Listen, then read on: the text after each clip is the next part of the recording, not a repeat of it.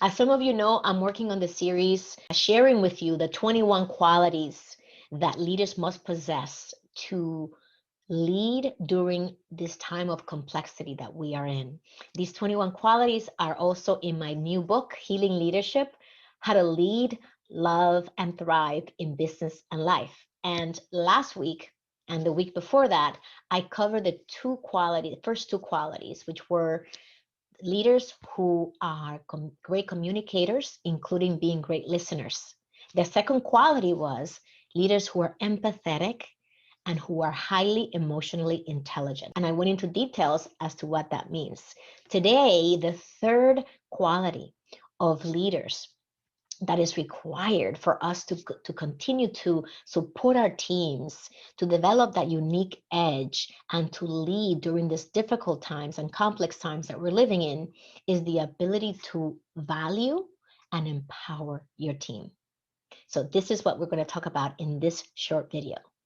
For some of you, these videos are reminders or a review of what you already know. And for others, this may be the first time that you are being extremely self-aware about what these qualities actually mean and how you live them in the workplace. It's important to be cognizant of where you are, what your leadership style is, so that you can adjust your style based on the people on your team that you are serving. So what does it mean to value and empower your team? Wow, in these days when everybody is in a different situation and we don't really know what they're going through, similar to the value of being empathetic and highly emotionally intelligent, when you value and empower your team, it means or it implies that you recognize your team's strengths and weaknesses and that you make an intentional effort to listen to their input and to have their opinions heard, their voices heard. How do we do that as leaders? Well, some of us think that we have to have all the answers. And those leaders who are empowering leaders understand that they don't have all the answers, that they're surrounded by people who are qualified, who are subject matter experts at whatever it is that you hire them to do.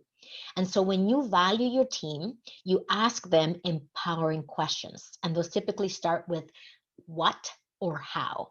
And when you go to a meeting and you open it up, and whether there is a problem that is you're trying to solve, or you are in the process of doing a root cause analysis because something went wrong, or you are in innovation mode and coming up with ideas and brainstorming, no matter what the scenario may be, one of the ways is to ask them empowering questions around the subject that's being discussed. So, what do you think about this particular issue? What is your perspective, or what is your understanding about the problem, and what is the potential solution from your viewpoint? These are ways in which we value and we empower our teams to give us their best and to show us what they know. You know by now, if you are a seasoned leader, that no matter how much you have been through and how much experience you have, that when you enlist your team to brainstorm and to create new ideas or solutions to problems that are huge problems for your clients or any other stakeholder, that you come out at the end with a better outcome when you include everybody else's voice. Part of valuing your team and empowering them is also showing them appreciation. And there's a distinction between appreciating somebody and recognizing someone.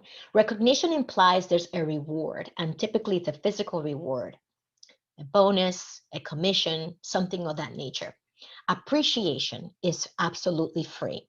You can appreciate your team up, down, and sideways all day long, and it won't cost you a dime, but it will go a very long way. So you get a big ROI when you appreciate your team. And that simply looks like mentioning the things that they did well at a particular meeting, in a particular event, in a particular situation that you were both involved or that you heard about. Appreciation is saying thank you for doing X, even though you know they're getting paid to do X.